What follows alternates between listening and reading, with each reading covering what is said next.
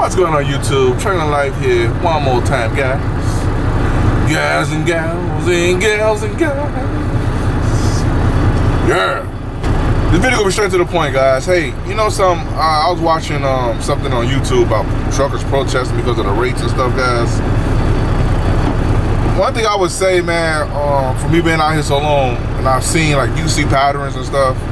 And you guys, this ain't gonna be a fluffy video. This ain't gonna be nothing really into this video. I just want to touch on this, put my little 2 cents in, hopefully help somebody out, man. That's the purpose of these videos.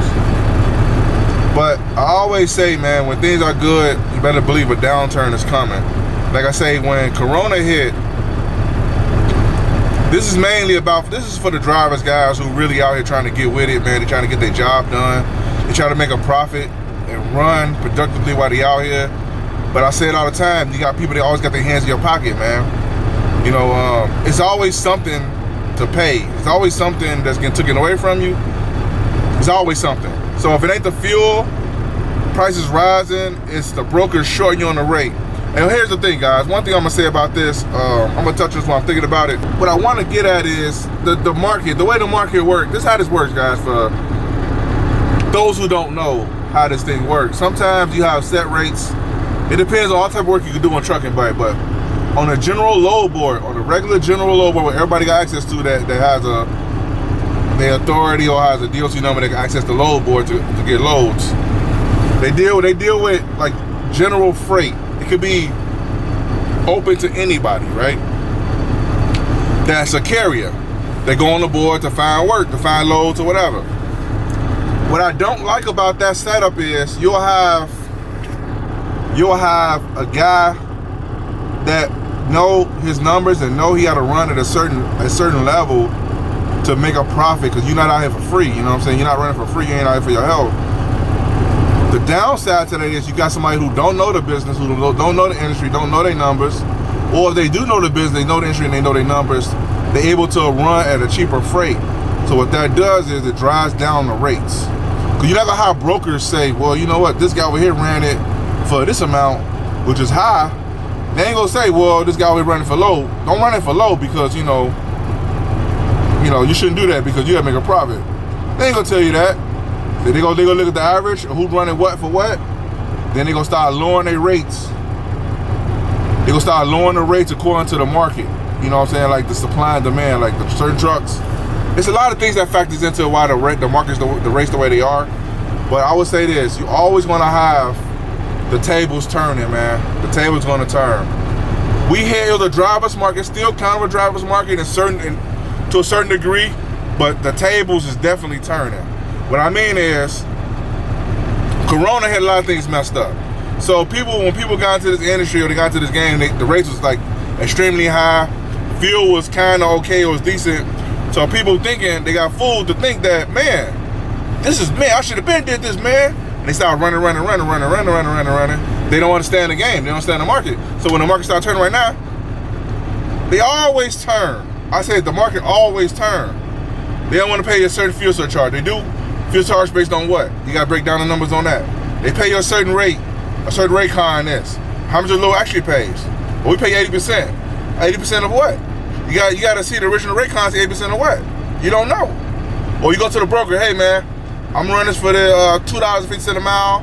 You get a gallon and come after you. Well, I'm gonna give you, the broker say I'm gonna call you back, or I can't do it for that. Yeah, okay.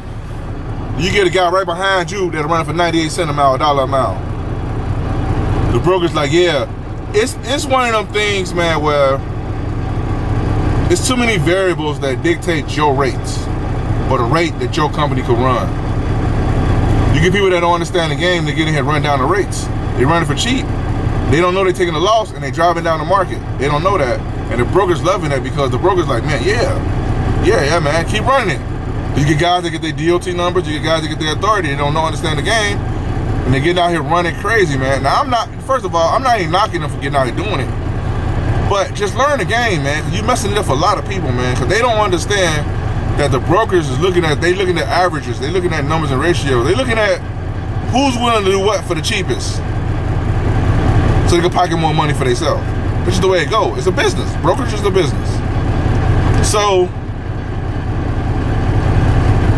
I would just say this: I really don't usually like talking about this a lot, man, but I see it's going around because, you know, the fuel prices rising up. I'm gonna give you a good example, man. Like, they always got their hands in your pocket, guys. I had just got a toll bill, man, from, clearly it was a misunderstanding on my part, clearly. That this goes to somebody always got their hands in your pocket, man. Always, man, always. There's a human error with the toll people. My license plate was mixed up on my toll thing. So anyway, I ended up owing like $3 grand that I had to pay, right? This came out the blue. I wasn't expecting this, you know what I'm saying? But it came out the blue. So I was like, hey, like, what's this about? You know what I'm saying? One person said I didn't need to do such and such. Another person said I did. And kind of found out I should have listened to the second person because the first person was talking about, and I got paid $3 grand, pretty much. So what I'm saying is, if you ain't getting fined for being in the truck, if you ain't getting lowballed on your rates for being in the truck, you ain't getting snowballed by the dock, you getting docked out. I call it docked up. And I'm getting docked up right now as we speak. You get held hostage at the docks, and they don't want to pay for stuff like that. Then that's why a lot of guys stop protesting and want to start causing a ruckus, not in a bad way, a peaceful ruckus, just kind of get some attention onto drivers, man. Trucking is a volatile industry as it is. You got a bunch of people with their hands in your pocket, man. We out here guys doing the work, man. We out here running all these hours, sitting in so much traffic, sitting behind roads getting shut down, fuel prices rising, and so on and so on, man. So you get somebody who just don't understand, who don't care to see the perspective of the truckers, man. Especially the independent contractors. You know what I'm saying? We take on a lot, and we a small business. We're not a big business. So you can't absorb as many costs as a big business could. You know, big business could run more loads for a fair price rate, considerably, you know, it's our perspective, considerably low than an average, than an owner-operator. And what's crazy is a lot of owner-operators out here, that makes a lot of mom pops out here that makes up a majority of the industry. You wouldn't know that if you're looking at the big companies like the JB Hunts, the Swifts, the Snyders, you know, all these, you know, Warners. You see these big companies, you think, man, they gotta be gobbling up everything. No, they not. They're trying to corner the market, but they can't. It's just too much freight. And without the mom pops to like hold it down, they can't handle all the freight. You know what I'm saying? They trying to find ways to cut out the owner operators. I've been saying this for years, man. They trying to find a way to cut us out, but they can't. They can't do it. They can't handle everything. So you figure that if we all band together, that, you know, some people actually make some changes. And I get it. It may work temporarily. It'll take a lot more force, a lot more tactics to kind of get that ball rolling. Because all they gonna know is every couple of years, a couple drivers get together, shut down. They gonna stall you out. That's what it's called, stalling you out. They gonna have you sit long enough, process long enough where you gotta start running and make some money. Or not, you gonna be out of business, because we are owner operators and small businesses. So you ain't even sit. You can sit probably for a month.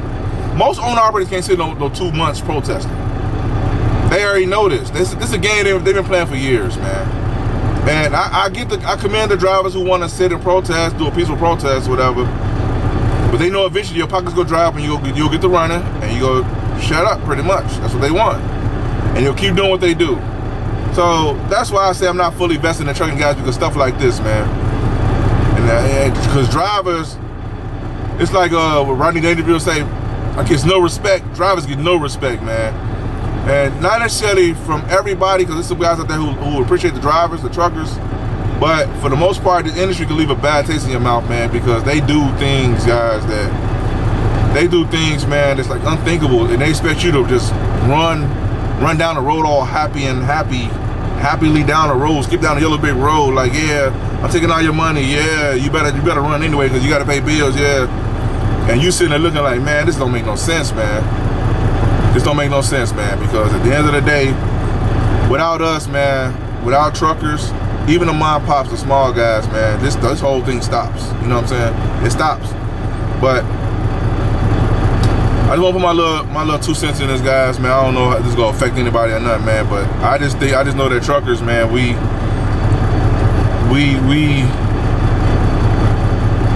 I don't even know how to say it, man. We have to. I don't even know how, I'll be honest with you guys, I don't even have an answer for that, man. I don't know what, I thought about this long and hard, and And I honestly don't know. I honestly really don't know a more effective way to really get the job done, man. Cause, you know, they all, cause like I said, you can protest, you can shut down. All they gonna do is stall you out. You know, eventually somebody's pockets gonna start hurting enough. You know, it takes one person to move, and other people gonna move lows now because they gotta catch up now because they've been down for a week or two, maybe 3. He's stretching it a month. You know what I'm saying? So it has to come from up top, man. When I say from up top, I mean from government down, to put regulations on these brokers, man. These brokers, they have to have laws and rules. Even these shippers and receivers have to have rules, man. I went to one place, guys, and I'm in this video. This customer go tell me, I was there for like 2 hours, and hey, man, they're gonna stop paying attention in a minute, man. He said, no, we not. Y'all gotta give us at least 4 hours before we gotta stop paying attention. I said, who made that rule? Who? Y'all finna have a trailer on y'all hands in a few seconds, man. So anyway, cause I don't play that, man. You ain't finna hold me up and just go tell me I have to give you 4 hours of my life. But anyway, I digress. But yeah, guys, so that's my 2 cents about the truckers protesting and the fuel prices rising and this and the other, guys. I'm just saying, man, I've seen this over and over again.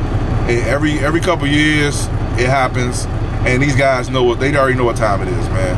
I ain't saying don't protest. I ain't saying don't do it, because it may affect to a certain degree, but you got drivers go run a race for low. They go drive it back down because they don't understand the business.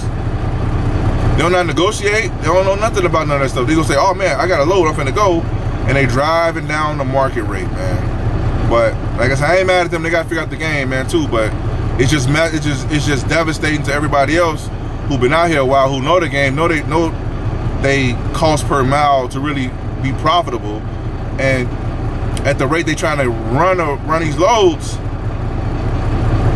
It ain't always about the drivers driving down the rates either. It's about the brokers being cheap too, man. Some of them bitches be real cheap too. So it's a combination of a lot of things, guys. But at the end of the day, I ain't finna go down this little rabbit hole, guys. Like I say, man, that's why I say I'm not really full invested in trucking like that, man. This is part of it. This ain't everything to it, but it's more than one way to skin this cat. I just say that, guys. But anyway, all right, YouTube. Hope this video was helpful. Give you a little understanding what's going on around you. And I'll see you guys in the video. Peace.